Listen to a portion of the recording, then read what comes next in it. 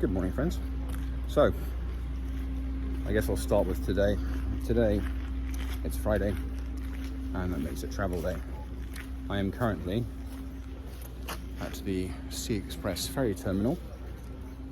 I'm getting a boat across the bay to Oron, which is still Nigeria, going through immigration there, then changing and getting onto a boat of some kind, and going to Edina, which is Cameroon, going through immigration there, then getting a taxi to Limbe, which is my final destination for the day. It's been a hell of a week. I'll start with the big stuff. I lost my phone, my 2-year-old iPhone 15 Pro Max. I don't even know how it happened, really. I had just come out of the Cameroon embassy. I'll go into that in a minute. Having finally resolved the issue, and my visa application was being processed, and I was told to come back in 24 hours to pick it up. So I was a little euphoric after that. To get from the Cameroon embassy back into town to where I'm staying at the Akira Lodge was a tuk-tuk to the main road, and then one, maybe two, in this case two, what they call buses. Buses are essentially large share taxis, Nissan vans with 8 seats in the back, and people hop on for usually a short hop, and it's like 200 naira, which is less than 20 US cents per short hop. And if it goes all the way, fine. If not, you change. It was at the end of my second one of those, and I got out with a smile on my face, paid the guy. He drove off, I think probably with my phone in the van, and I patted my pocket and it wasn't there.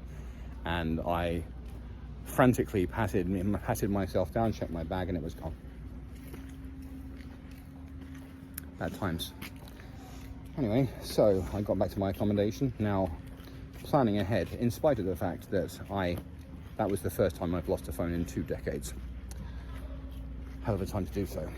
But I have this, which is my iPhone XS, my previous phone, which is 7 years old, in my bag, wrapped up in bubble wrap and in a waterproof seal bag for just this kind of eventuality.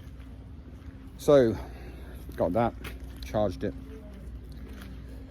and that was that. So that's annoying, very, very fucking annoying, because this thing is not that bad, but it's a hell of a step down.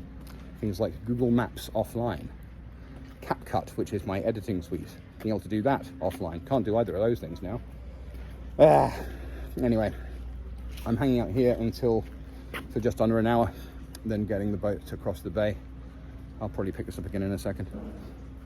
Okay, so as I mentioned in previous videos, well, the Lagos video, I suppose. I haven't posted the Port Harcourt one yet.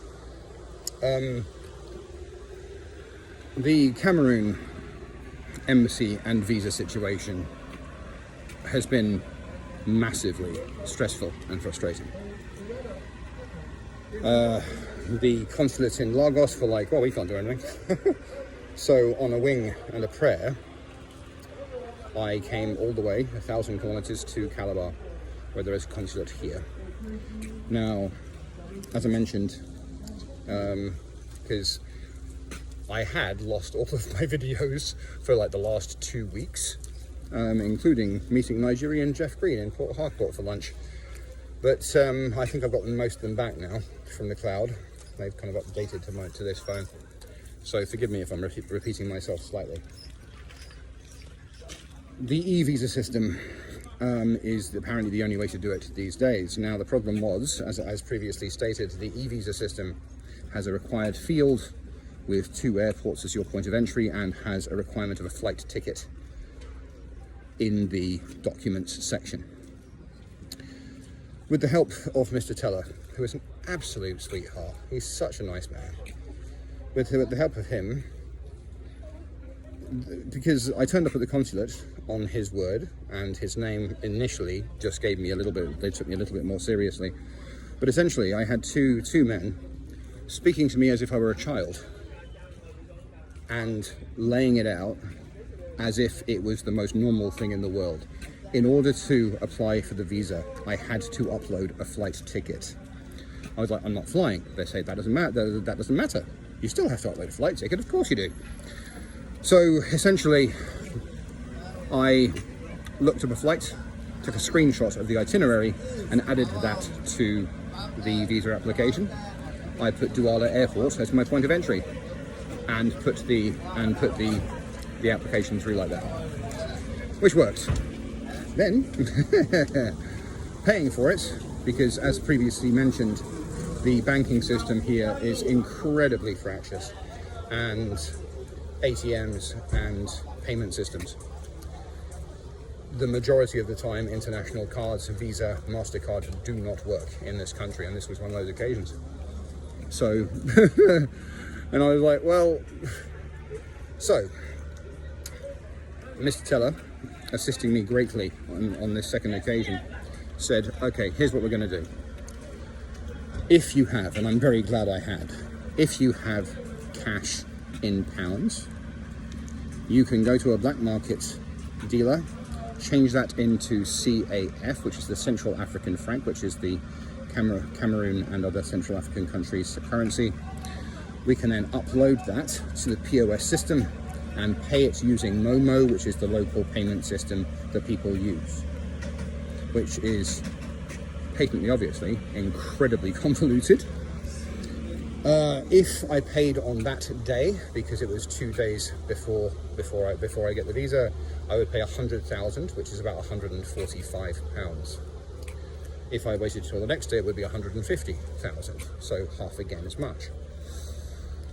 Mr. Teller, the diamond of a man, I'm going to put a photo, I'm going to put a selfie that I took of the two of us on this video. He offered to, and then did, pay using his own account. He paid for my visa application using his own account, and then said, right, so it's your job today to get to a black market dealer, get the cash, and pay me back tomorrow. I love that man. So the visa application, that was accepted. It went through. I got the proof of payment and was told to return 24 hours later to pick up the visa. On my way back from that's where I lost my phone. So, so weeks, ever since my first day in Lagos, so 3 weeks of stress and belief. Yeah. Anyway, so, and now I'm off to Cameroon. It has to be said, the visa is very pretty. I'll put a photo of that as well in here. It's a good visa. It's like, it reminds me of Rwanda in that it was a hell of a week, but the culmination of that penumbra was an incredibly beautiful visa. The Rwanda one is incomparable. I still look at it sometimes, and that's from 25 years ago. I still look at it sometimes and smile. Anyway, yeah.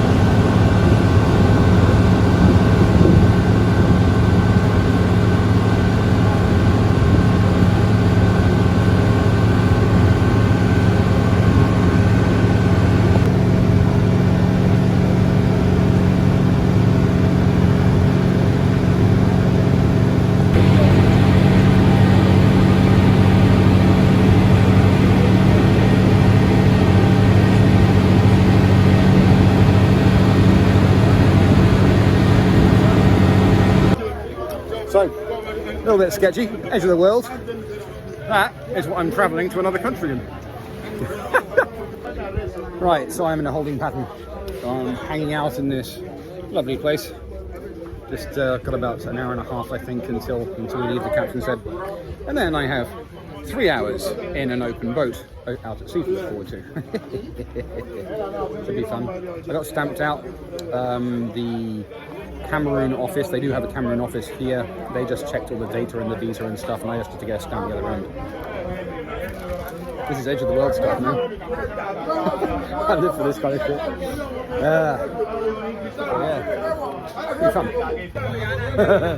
So, quite literally, perching on cargo for this three and a half hour, I think. Is it 3.5 hours to Limbe? 2 hours? Really? To Limbe? Just perching on cargo in an open boat, in a boat called Exodus, which should please Beth.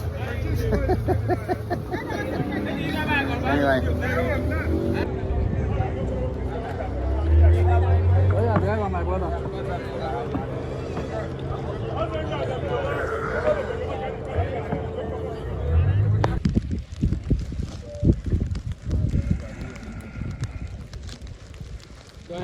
Barnacles on palm trees.